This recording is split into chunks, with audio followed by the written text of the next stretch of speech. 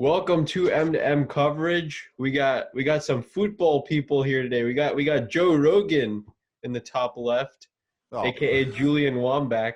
And we got Emir Karadzic and Zunair Mohudin, who you've also seen in our M2M fantasy league.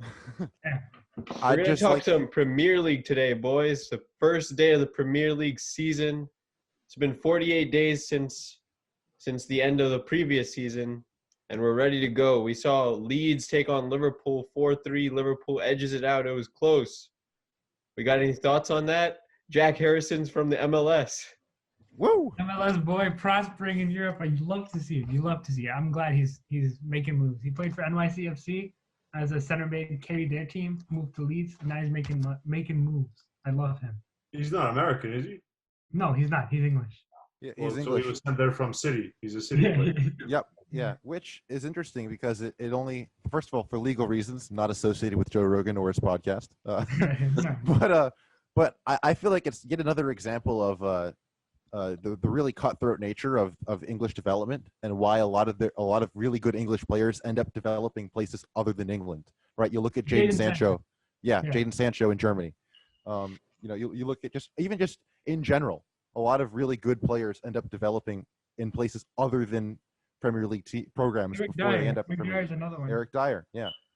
Pulisic playing for Dortmund as well, right?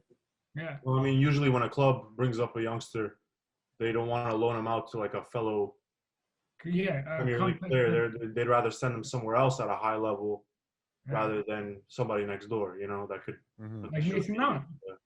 Hurt him. Yeah. I mean, I know some clubs do loan deals, loan contracts where if I loan you him, you play against us, you can't use him. You know. Mm-hmm. Yep. Yeah. But again, those deals are also harder to get done though too, right? But the point is, that's why they'd rather just send them out somewhere else. Yeah. The Prem is so cutthroat. You've got to say it's the best league in the world, top to bottom. Absolutely. Top half definitely, bottom half definitely. The Premier League is the best league in the world. Speaking of the Premier League being the best league in the world, I think Chelsea are dark horse contenders to win the whole thing. You know, top to bottom. You look at the summer they had; they're really strong everywhere except for keeper. Mm-hmm. Right? And Kepa, he's still serviceable. He's not going to be a top 5 keeper in the league, I don't think. Especially when you look at Chelsea's definitely going to be a top 5 team. But because I think right now my rankings go. When you look at the season last year, you have Liverpool, Man City at top. The Liverpool looking a bit shaky against Leeds. Then you have I think Chelsea next, right? Okay, and then actually this is my hot take. I think United makes a play for 4th here. I think Tottenham gets up there. The second half of the season, once Mourinho walked in, they were so strong. And I know you guys watched the documentary. Mourinho, I feel like he revolutionized it. I haven't finished it yet, but they look good. Then I think it's Spurs and then Arsenal. I think Arsenal made they got Gabriel, right? But aside from that, there wasn't anything too exciting. They're starting. Saliba? What? Saliba? Yep, they got him too, but they're starting what's his name again? I'm an Arsenal fan, and I even forget his name. They're starting El Neni, who's like the most Sunday league player in the Prem. Like, I don't know what that's about. He's Egyptian, bro. He's Egyptian. What he's? But trust me, I don't think he should be starting either. I'm with you there. I don't think he should be starting. I don't think he should be starting. Oh, I think they have Danny Ceballos, who's brilliant. Yep. Back at Arsenal, I think it'll be good for them. Yep. Back on another loan, which is brilliant. Yeah, maybe they should just buy him. I feel like. Oh, and who are we forgetting? He works so. We're forgetting William.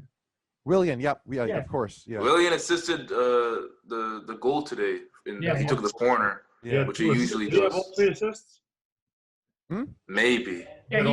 He had all three. He had all 3. Wow. Yeah. And you look at Gabriel, first game, right? He had I believe it was he saved a close chance. He got credit for saving a close chance and also the goal as well. That's looking to be at least a better signing than Pepe, I think. It was fun. Oh yeah. Nicolas Pepe can get it together. Who knows? William one side, Pepe the other. I think it was really brilliant to buy William just to give Pepe some competition. It doesn't mean Pepe's starting spot is gone, but now he feels like he might feel like he needs to perform. And I actually think also when you look at Saka getting the 7 this year as well, that starts to light a fire underneath Lacazette too, because Lacazette, really streaky player, not known for his consistency at all. So that puts pressure on him to perform right out of the gates too. He had a goal today, which is good, but again, it wasn't exactly anything beautiful. So. Yeah. And he's very young. Bukayo Saka is what, 18? Yeah. 19? Yeah. He's one for the future too. I don't think it means too much yet. The game today, it was a Fulham is promoted Fulham. I mean, they're up and down all the time. They're never for anything. I'm with you there, honestly. I think this is At sort least- of We gotta wait. training game. Gotta wait till they see a real challenge. Exactly. And not going to be next week, let me tell you, because West Ham is not filling me with confidence either.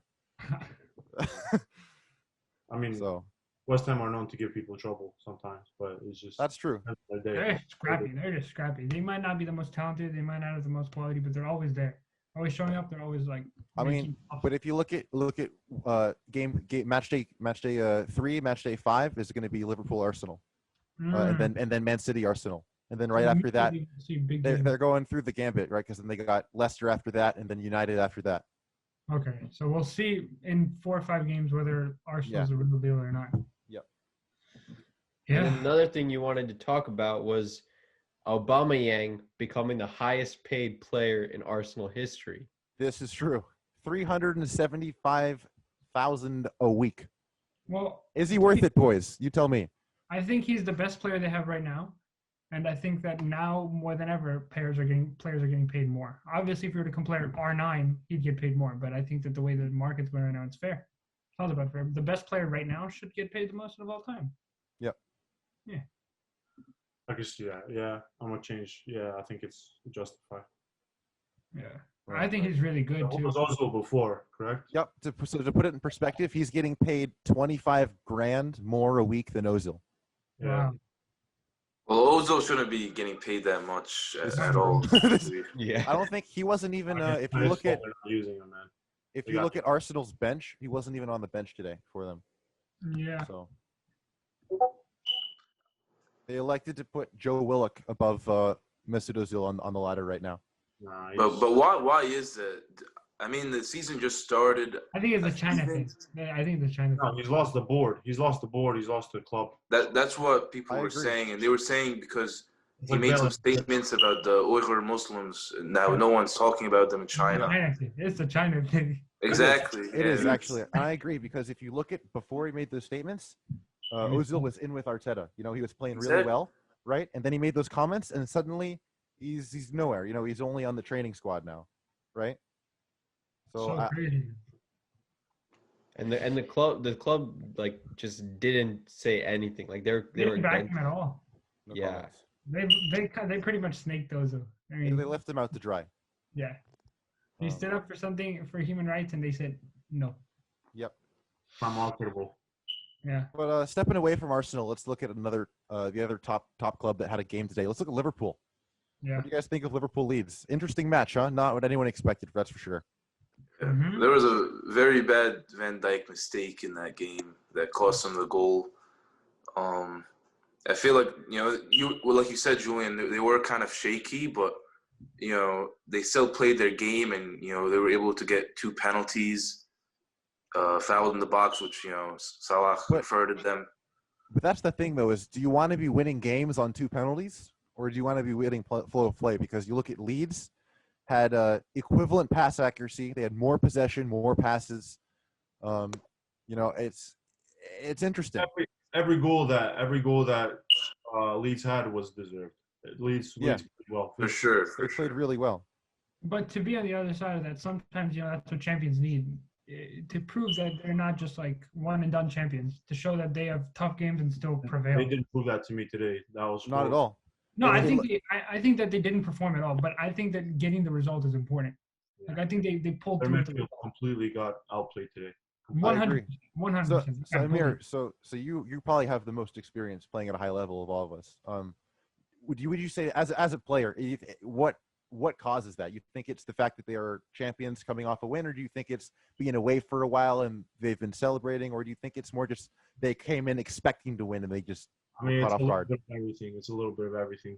But I mean, it's been known in the past that after you win a championship, you kind of tend to fall off a bit.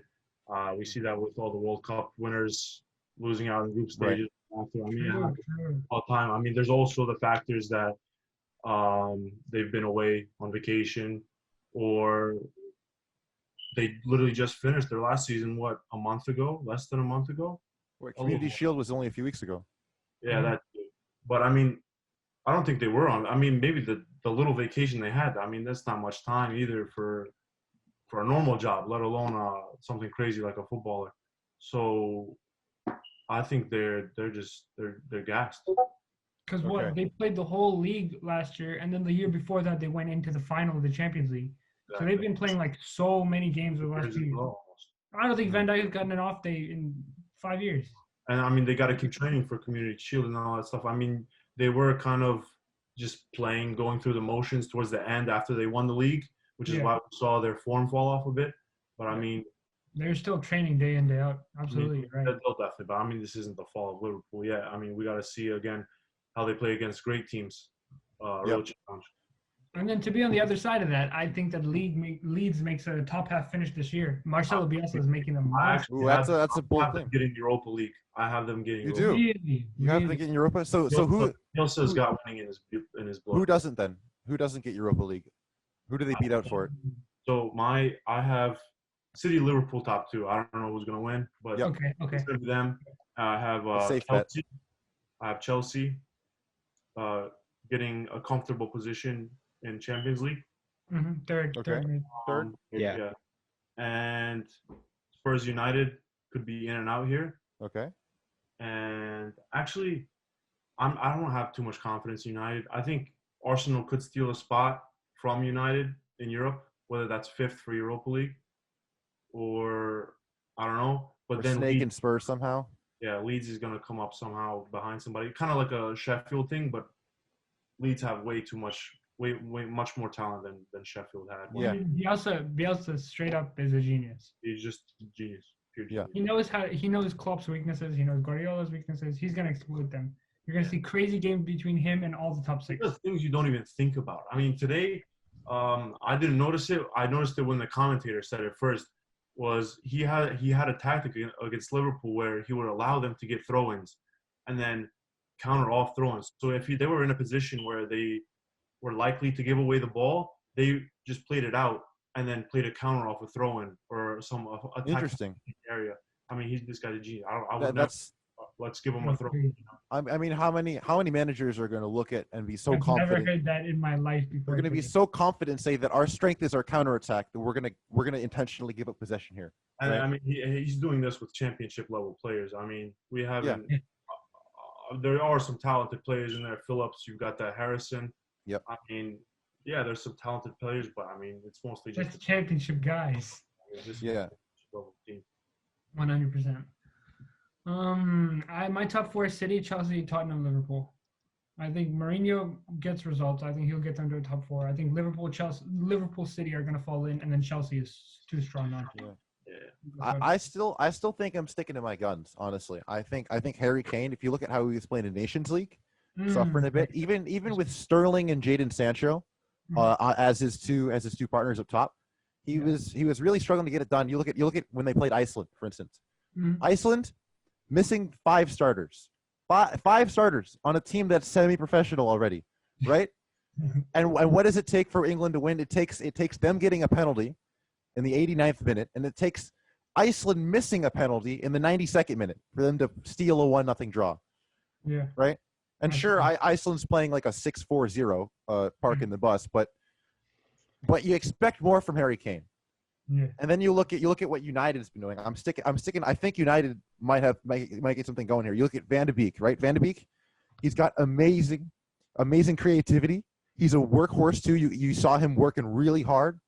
And you look at, I was watching just some of his highlights, and it's just sort of like he has that extra little something where you don't really know exactly what it is, but he has the same kind of habit that a guy like, I don't want to hype him up too much, but a guy like Thomas Muller, for instance, where he's all over the field and he just kind of finds himself in the empty space where the ball kind of dribbles out to. Yeah. I know the Germans have a word for it. I forget exactly what it is, but it's like a specific name for the position. Yeah, that. And he just kind of Van de Beek, even though he's playing a little bit farther back in the midfield as opposed to up top, you see him just end up with the ball in the middle of the field a lot.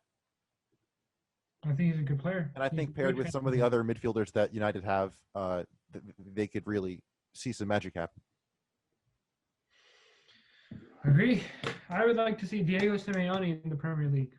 I don't care who he picks up. I think that'd be insane. Mourinho, Guardiola, Klopp, Simeone. I'm scared that Mourinho is not going to get like full control upon him. I mean, if they gave him full control, I don't know what he could do with them. But he's not going to have the money to spend. I don't like Daniel Levy at all. To be honest, I don't like him at all. I mean, Dele Alli's average. Come on. So inconsistent, bro. I think when he's on, I think he's not average. He's inconsistent. When he's playing well, he's elite, and then when he's not, he's bum. I don't even think Dele Alli's elite when he's on. I think he's good. Yeah. I think he's good. He's very good. But I wouldn't put him as elite. Really, I would. I think there's a distinction. No, it's English players being hyped up by the English press and the English. And by me. English players are so hyped up, bro. I think so too. How much did Chilwell go for 70? Like 50? Oh, so much. So much. Way overpaid. Yeah. And we can't forget about Harry Maguire being an $85 million man. Like that's insane. That's insane. English players, bro. I'm telling you, in England, English players are so hyped. That's why they never leave. They know the best that they can get is in England. Unless you're like a Bale caliber player, where you can go anywhere and walk onto the team. I mean, English guys, a lot of them are. I'd like to see Bale back there too. Yeah. Would you? Yeah. What team do you think, playstyle wise, would use Bale the most? Like top to bottom of the ladder. I would say United. I think I think they're big enough for him. Going from Real Madrid, you've got to go to. Not even Tottenham. You can't even go to Tottenham. You've got to go to United or Liverpool in terms of stature of club. And then I think that they have a lot of holes in their team, and Gareth Bale would fit. Yeah, he's still got pace, as far as we know. Yeah, and he's got a wand of a left foot. Yeah. Gareth Bale would fit into that United team. I think he'd have trouble breaking into the Liverpool team right now, but I think that United. I do too. And I don't think he would get on City's starting lineup either. Really? I don't think so. He plays on the right side for City. Too many. There's Mahrez, who's actually sits the bench. Yeah.